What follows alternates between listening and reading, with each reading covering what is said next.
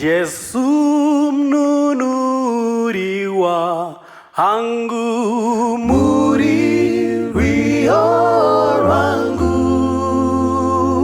mpone simunyara azimu matambudziko Yesu mnunuri wangu muri wangu andina imwea ama inopinda imi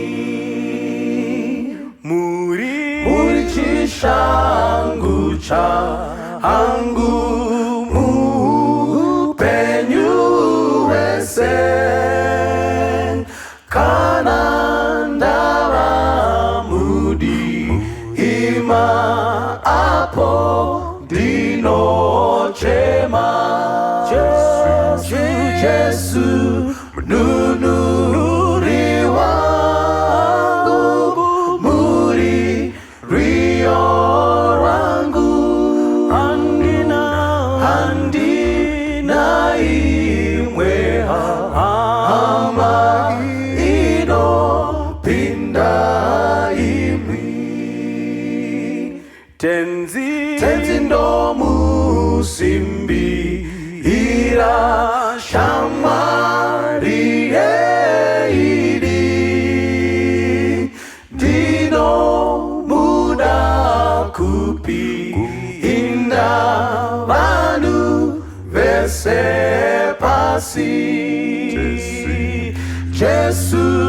mnunuri wangu muri wangu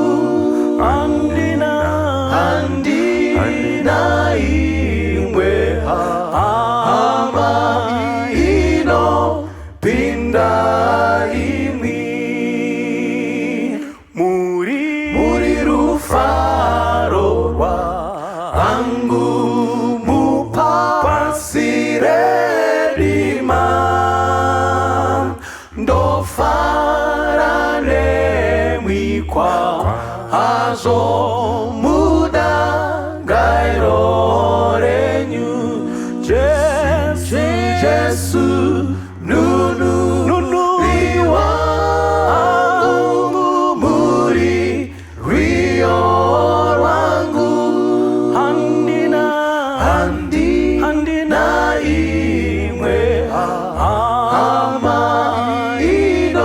inopinda imi Yesu nunuri wangu muri wangu andina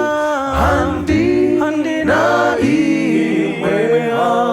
ama inopinda imi andina imwe ama inopinda imi andina